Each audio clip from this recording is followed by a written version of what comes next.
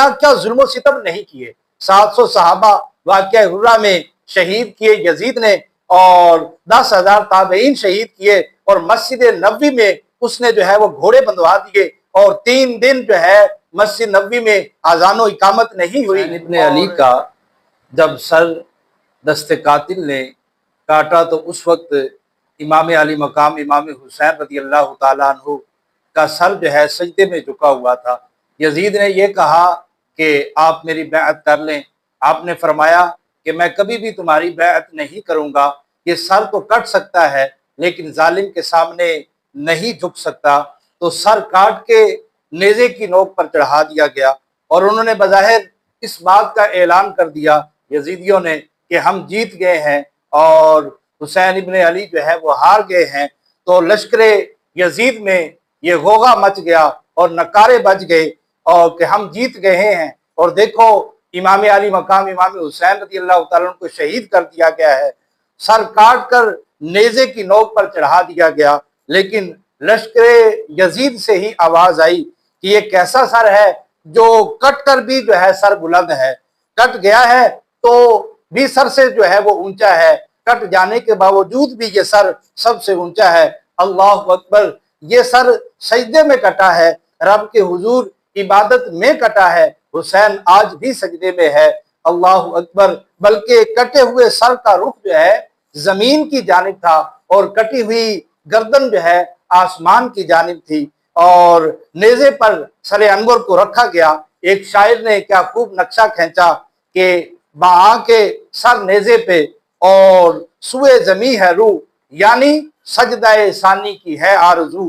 کہ رکعت کے 2 سجدے ہوتے ہیں، تو ابھی ایک سجدہ ہوا تھا کہ دست قاتل نے سر قلم کر دیا. کہا کہ حسین کی پیشانی میں دوسرے سجدے کی تمنا جو ہے مچل رہی ہے. یہ تھا حسین ابن علی کا سجدہ.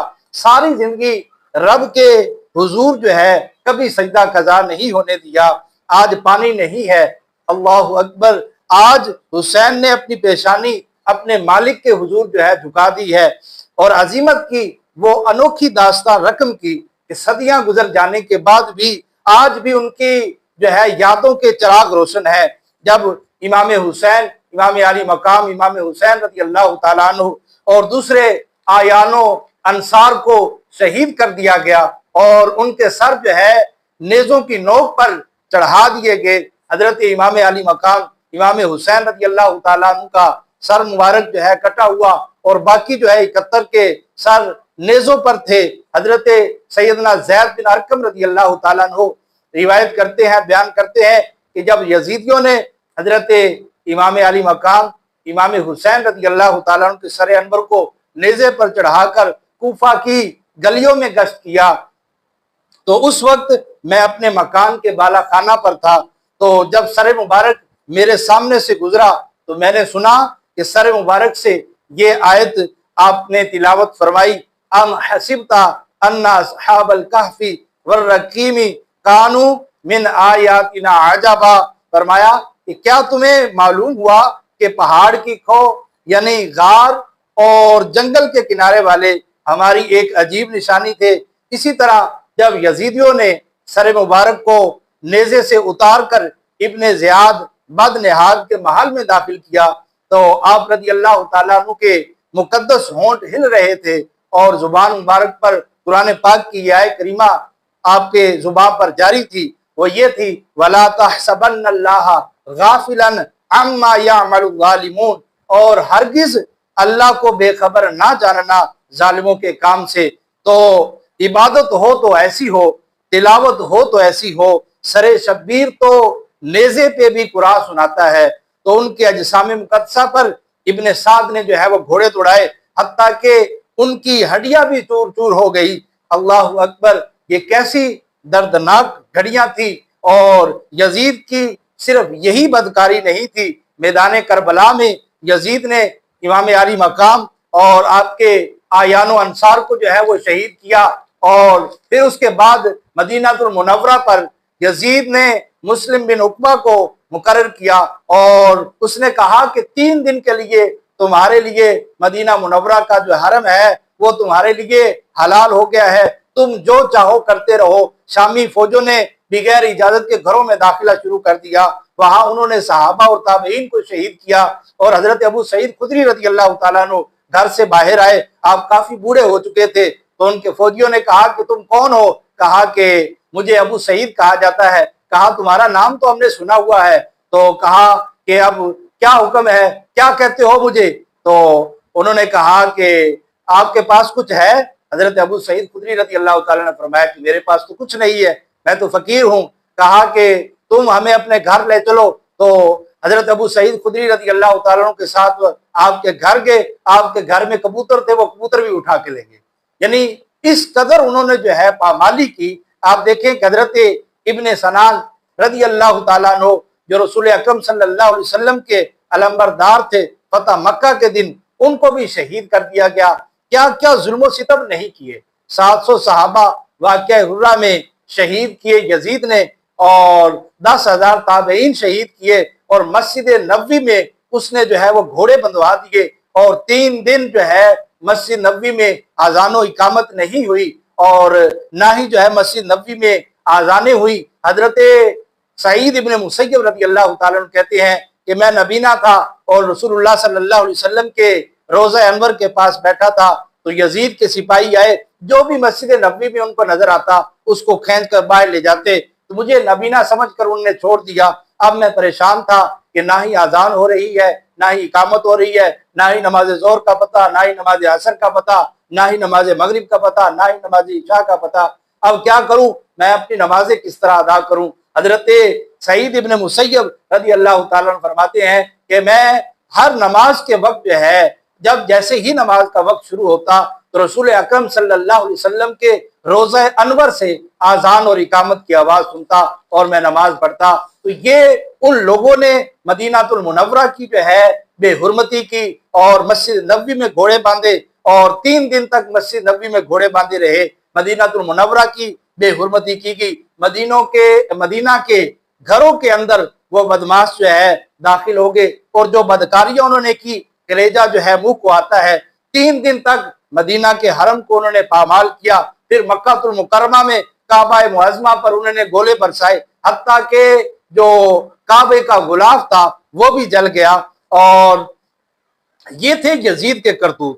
ادھر اہل مدینہ کو ستایا، ادھر اہل مکہ کو ستایا. اور رسول اللہ صلی اللہ علیہ وسلم کے خانوادے کی اس نے بے حرمتی کی، اس نے توہین کی. نہ صرف انہیں شہید کیا بلکہ ان کی لاشوں پر جو ہے گھوڑے دوڑائے.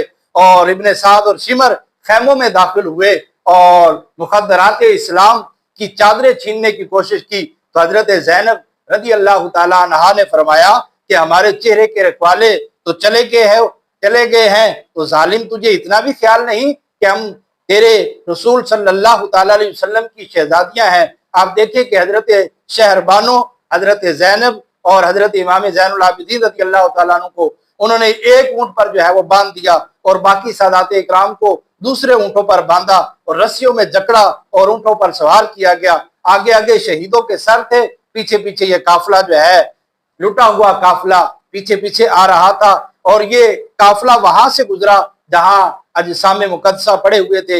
امام زین العابدین کی عمر اس وقت تقریباً 14 سال کے قریب تھی. تو آپ نے جب اجسام مقدسہ کو دیکھا تو آپ سے رہا نہ گیا، باوجود بیماری کے آپ پر جو ہے غشی طاری ہو گئی. اور جب یہ منظر حضرت سیدہ زینب رضی اللہ تعالیٰ عنہا نے دیکھا تو وہ جو ضبط کے پیمانے اب جو ہے وہ ٹوٹ چکے تھے. حضرت زینب رضی اللہ تعالیٰ عنہ نے سارا جو ہے واقعہ کربلا اپنی آنکھوں کے سامنے دیکھا.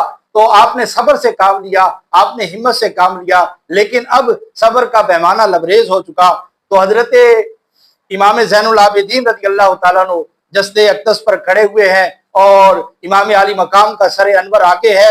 تو حضرت سیدہ زینب رضی اللہ تعالیٰ عنہا وہاں تشریف لائیں اور آپ نے مدینہ المنورہ کی طرف رخ کر کے آقا کریم علیہ السلام کو پکارا، یا محمد آہو، یا محمد آہو حاذا حسین. اے محمد صلی اللہ علیہ وسلم، یا رسول اللہ صلی اللہ علیہ وسلم، یا حبیب اللہ، اے ہمارے نانا جان. آپ دیکھیں کہ آج حسین کیسے پڑا ہوا ہے. آج حسین زمین پر پڑا ہوا ہے اور خاک جو ہے اپنی ہوائیں اڑا رہی ہے. حضور آپ کی آل جو ہے شہید کر دی گئی ہے۔ حضور دیکھیے آپ کی بیٹیوں کے ہاتھ جو ہے وہ باندھ دیے گئے ہیں اور ان کو اونٹوں پر بٹھا دیا گیا ہے اور سر شہیدوں کے آگے آگے چل رہے ہیں اور یہ قافلہ پیچھے پیچھے چل رہا ہے۔ تو راستے کے اندر ایک جگہ آئی جہاں ان لوگوں نے رات گزاری، تو ان کو اتارا گیا، رات کا موقع تھا۔ ایک خاتون آئی اور کچھ کھانے پینے کی چیزیں ساتھ لے کر آئی اور اس نے یہ کہا کہ میں کسی وقت میں حضرت سیداتنا فاطمہ الزہرا رضی اللہ تعالیٰ عنہا کی کنیز تھی، تو میں ان کی خدمت کیا کرتی تھی۔ آج مجھے پتا چلا ہے کہ ان کا خانوادہ یہاں تشریف لایا ہوا ہے، تو میں ان کی خدمت کے لیے حاضر ہوئی ہوں۔ تو انہوں نے جو ہے وہ کچھ چیزیں جو ہے وہ پیش کی اور ساتھ جو ہے یہ کہا کہ جب میں آپ کی خدمت کیا کرتی تھی تو اس وقت ان کی گود میں 6-7 ماہ کی جو ہے بچی تھی جسے زینب کہا جاتا تھا۔ تو سیدہ زینب نے اشارہ کر کے فرمایا، اماں وہ جو گود میں ہوتی تھی وہ میں ہی ہوں۔ تو یہ لٹا ہوا کارواں وہاں سے کوفے کیسے پہنچا، اور کوفے کے اندر سیدہ زینب رضی اللہ تعالیٰ عنہا نے ابن زیاد کے دربار میں جو جرأت امیز باتیں کی اور جو جرأت امیز آپ نے خطاب کیا، گویا کہ آپ کی زبان میں مولا مرتضی حضرت علی المرتضی رضی اللہ تعالیٰ عنہ کی خطابت بول رہی تھی، اور یہ جو ہے بڑا ہی دل گداز منظر تھا۔ اور پھر یہ سروں کا قافلہ اور سادات اکرام کا یہ قافلہ آگے چلتا گیا، تو آپ دیکھیں ان کو وہاں سے قادسیہ اور قادسیہ سے پھر دمشق کی طرف جو ہے یزید کے دربار میں پہنچایا گیا، اور وہاں سے یہ لٹے ہوئے یہ لوگ مدینہ منورہ میں پھر کیسے پہنچے اور پھر اہل مدینہ نے ان کا استقبال کیا کیسے کیا، وہ منظر بھی بڑا دل گداز ہے۔ اور وہ منظر جو ہے جو بڑا دل گداز تھا اور دل منہ لینے والا تھا، جب اہل مدینہ سیدہ زینب رضی اللہ تعالی عنہا سے اہل مدینہ نے پوچھا کہ اے زینب حسین کہاں ہے، تو بے مروت بے وفا تیرا بھی کیا افسانہ ہے، جس نے اپنی ہی شمع کو گل کیا تو وہ پروانہ ہے۔